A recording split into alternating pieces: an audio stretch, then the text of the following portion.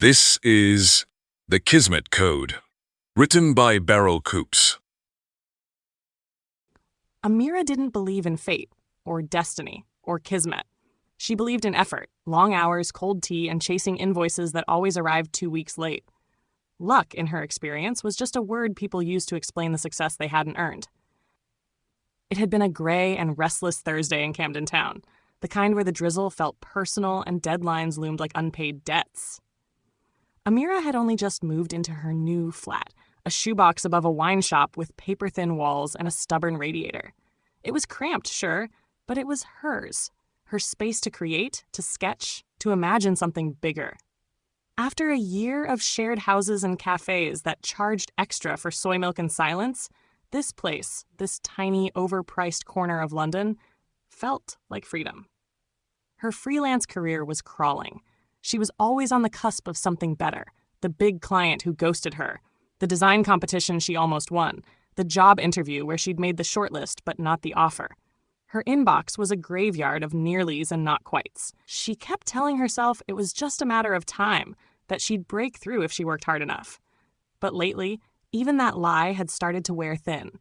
So, when the rain came, properly came, in a sudden downpour that sent umbrellas snapping and tourists fleeing, she didn't run home. She didn't push through the to-do list glaring from her laptop. She turned her back on it all and ducked into a narrow second-hand bookstore on Charing Cross Road. Not for books, not really, for shelter, for warmth, for escape. The shop smelled like forgotten stories, damp pages and dust, candle wax and tea leaves. Shelves leaned under the weight of hardbacks no one had touched in years. It was a maze of mismatched furniture and teetering towers of fiction.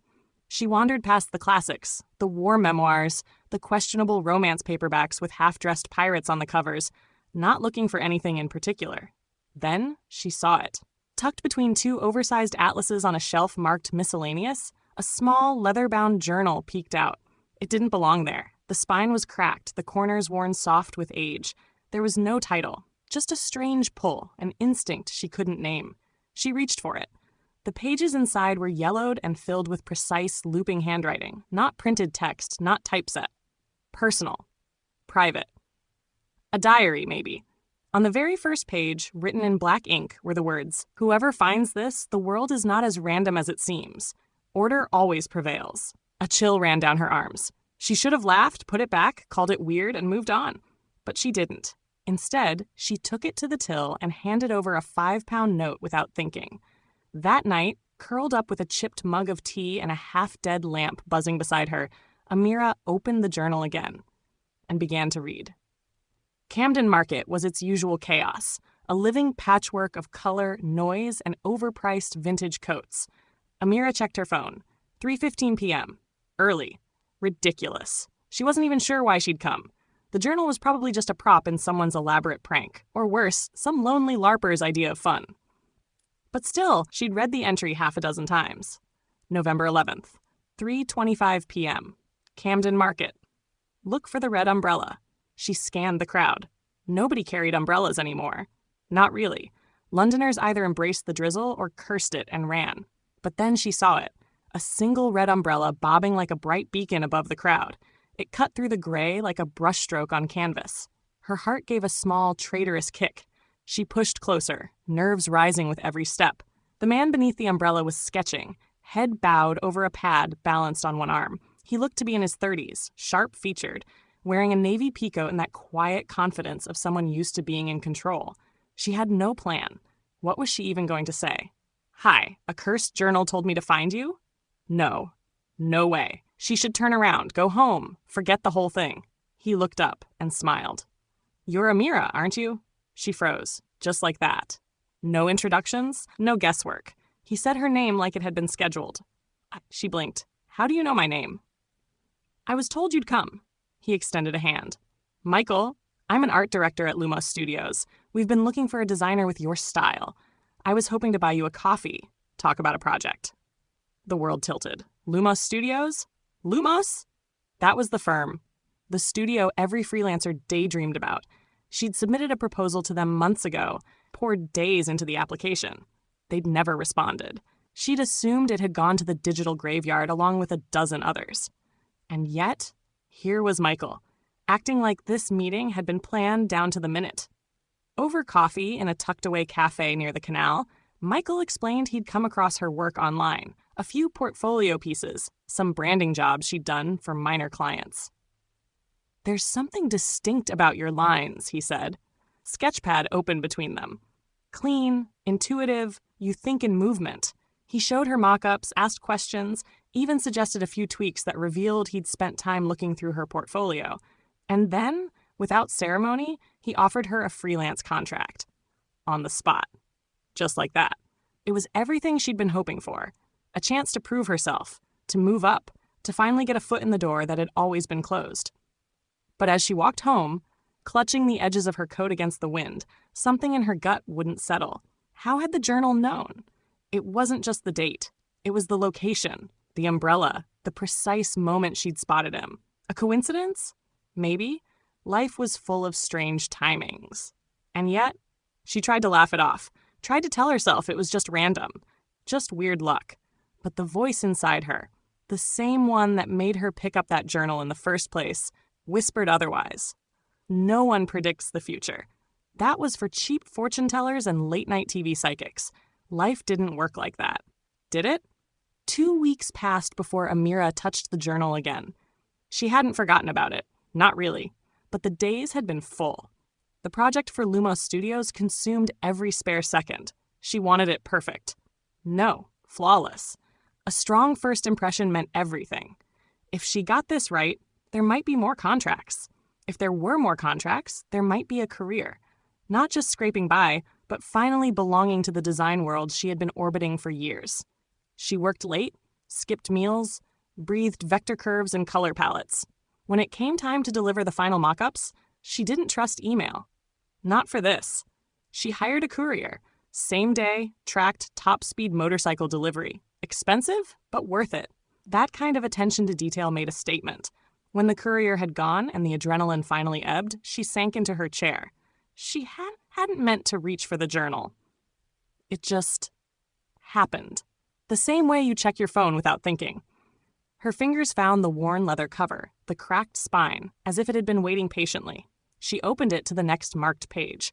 December 2nd, 10 a.m. Kensington Memorial Park. Bring the blue scarf. She blinked. 2 days from now. The blue scarf sat at the back of her wardrobe, buried beneath winter hats and forgotten outfits. She'd worn it once to a wedding, mostly because it matched the dress she was guilted into buying. It didn't go with anything else she owned. But now, here it was. Part of a riddle written weeks before she'd ever thought of digging it out again. Don't be ridiculous, she told herself. Scarves don't change lives. Still, when the day arrived, she found herself sitting alone on a damp wooden bench in Kensington Memorial Park, jeans pressed into the chilly slats, her suede jacket zipped high against the breeze, the ridiculous blue scarf wrapped snug around her neck. She felt like a character in someone else's story. Then, a woman approached. Mid-40s, maybe older, in a tailored coat and heels too nice for walking through parks. Her eyes were bloodshot, her mouth pressed tight with something unspoken. She stopped in front of Amira, her gaze fixed on the scarf. "I'm sorry," the woman said gently, voice thick with emotion. "But that scarf, it's exactly like the one my daughter used to wear. She passed away last year." A tremble in her throat. Seeing it feels like a sign. As if I was meant to meet you here. Amira's mind stalled. Okay, she thought, drawing out the syllables in her head. This was something. Too specific to ignore, too strange to accept. The woman, Evelyn, as she soon introduced herself, sat beside her without waiting for an invitation. And then the story poured out. The loss, the grief, the impossibility of mornings without her daughter's voice. Amira listened. What else could she do? By the end of their conversation, Evelyn offered her something completely unexpected, a spare room in her Notting Hill townhouse. "It's far too big for just me," she said, "and the rent's not important, just someone around, someone kind." It was beautiful, quiet, and about a quarter of the price she'd been paying in Camden. Amira tried not to look stunned. Seriously? This was happening? She moved in that weekend. Goodbye, poky little flat, she thought as she locked the Camden door for the last time. You were never really home anyway. The weeks that followed felt like someone had flipped a switch in Amira's life. Suddenly, things just worked. She bumped into an old uni friend outside a cafe in Soho, someone she hadn't spoken to in years, who just so happened to be managing a campaign for a boutique fashion label. 2 days later, she was sketching out mood boards for them, a tidy freelance fee in her bank account before the weekend. Then there was the lottery ticket. A whim, really. She'd only bought it because the Journal had casually mentioned a small gamble worth taking. The win wasn't headline-worthy, but it was enough to wipe out her lingering credit card debt and finally clear her overdraft. It felt like magic. Calculated magic. Even the cat. She'd been sitting in Evelyn's garden, drained after a late-night rush to finalize yet another Lumos brief. Her fingers ached, her brain was scrambled. Then a scrappy gray tabby emerged from the hedgerow, leapt into her lap like it had known her forever, and curled up. She didn't own a cat. Evelyn didn't either, but it came back every evening after that, always when she was low. The universe, it seemed, had switched sides, but instead of feeling triumphant, Amira felt watched. The more she followed the Journal's suggestions, time, place, action, the more the pattern became undeniable. These weren't predictions, they were instructions. And every time she followed one, the world rearranged itself in her favor. A scarf, a bench, a red umbrella, a chance meeting, a cat. It was too clean, too orchestrated. She flipped back through the Journal one evening and noticed something that made her stomach tighten. Each entry followed the same rhythm, a precise date, a location, a specific action. It wasn't even subtle anymore. This wasn't intuition. This was choreography. Whose? She needed answers. Amira turned to the only place she could think of, the internet. Forums, Reddit threads, conspiracy boards, obscure book collector sites. She combed through them all. Most of it was nonsense. Horoscopes, numerology, people claiming they'd spoken to time travelers. She was ready to give up when she found a thread buried deep in a forum about synchronicity and anomalous phenomena. The Kismet Code, it read. Also known as the Journal or the Diary. Bound in leather. No title. Always handwritten. Her pulse spiked. Dozens of posts, fragmented, paranoid, encrypted in places, described the exact thing that had taken over her life. A journal that didn't just reflect the future, but influenced it. A tool used to guide people through a series of fortuitous events under the guise of coincidence. According to the forum, the journal was a kind of recruitment mechanism used by a secretive group known only as the Weavers. The theory was equal parts mathematical and metaphysical. Life, they claimed, was made up of intersecting probabilities, all of which could be manipulated with the right calculations. The journal was their tool, a way to shift the odds in favor of chosen individuals, grooming them for something greater, or something darker. One post chilled her more than the rest. The code gives, but it also takes. Every stroke of luck comes at a cost, and once you're in, there's no way out without losing everything. Amira leaned back in her chair, arms folded tight across her chest. The rational part of her wanted to laugh. It sounded absurd. A shadowy cabal pulling the strings of fate through antique stationery. It reeked of fiction. And yet, the journal had begun the day she bought it. No earlier entries, no dates she could trace before that rainy afternoon in the bookstore. Just vague references that could be about her past but weren't exact. More like bait, hints, a breadcrumb trail.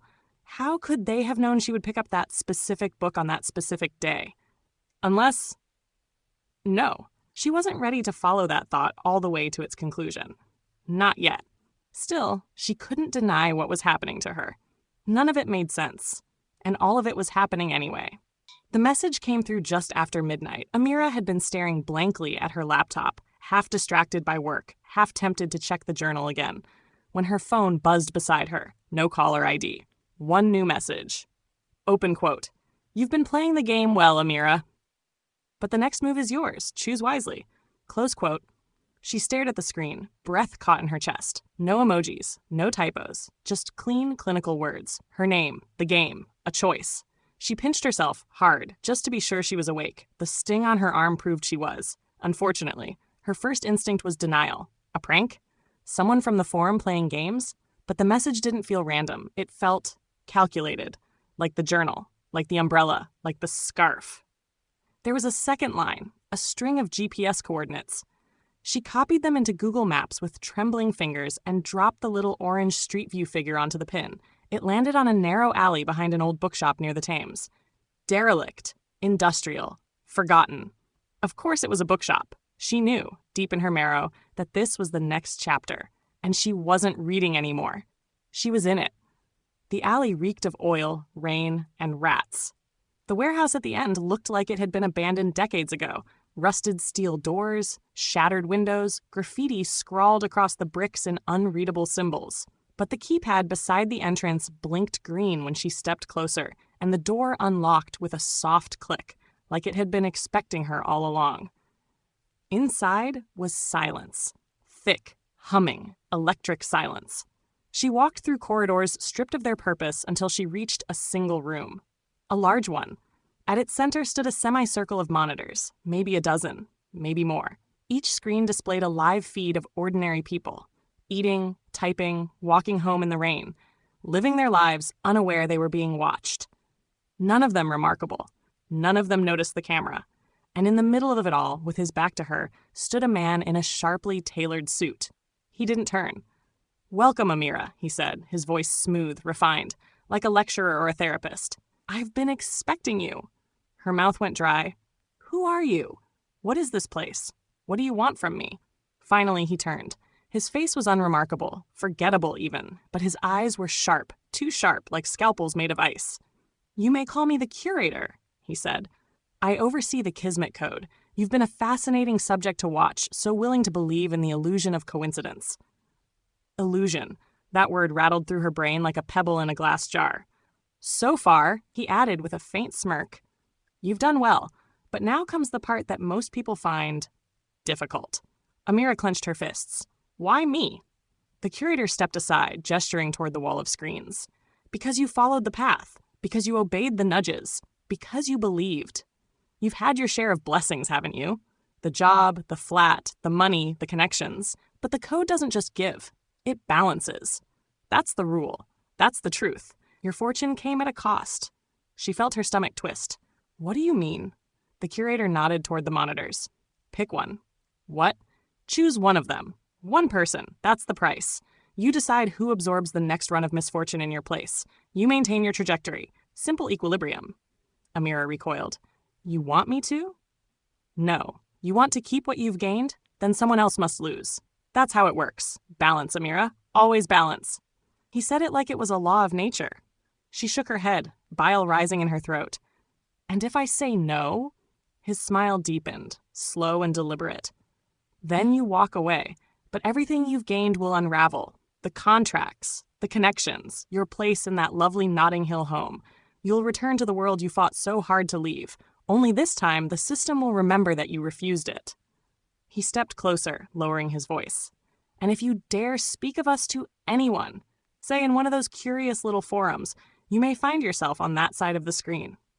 The hum of the monitors seemed louder now, like they were listening. Amira's skin prickled with dread. She glanced at the screens. One showed a woman making tea. Another, a teenager sketching alone in a cafe. One man was tying his shoe beside a bus stop. Ordinary people. Innocents. Collateral? Her throat tightened. This was the moment. The fork in the road. And she had no idea which path would destroy her more. Amira's mind spun, caught between everything she had gained and the terrible cost she now understood. The curator's screens flickered behind her, each face ordinary and unknowing, their lives dangling on the invisible threads of this game. She thought of the Notting Hill townhouse, warm and filled with quiet luxury. She thought of the Lumos contract, the kind of work she'd dreamed about for years.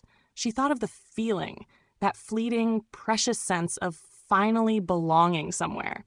But she also thought of Evelyn's red-rimmed eyes, of the old friend who had unknowingly been part of this web, of the people she might crush beneath her success. It was no choice at all. Amira's hand tightened around the journal. "No," she said, her voice low but steady. Then, without hesitation, she tore the leather cover from the binding and ripped it in half, the sound tearing through the stillness of the warehouse. She let the pieces fall at the curator's polished shoes. "I'm done playing your game." She didn't wait for his reaction. She turned and walked out, her heart pounding, her body trembling. For a moment, she thought he might call after her, try to stop her. But he didn't. The unraveling began almost immediately.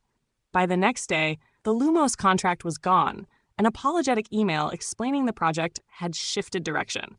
Evelyn, kind but firm, told her she needed the room back. And when Amira checked her bank account, the lottery winnings were gone, frozen by some accounting error that no one at the bank could explain.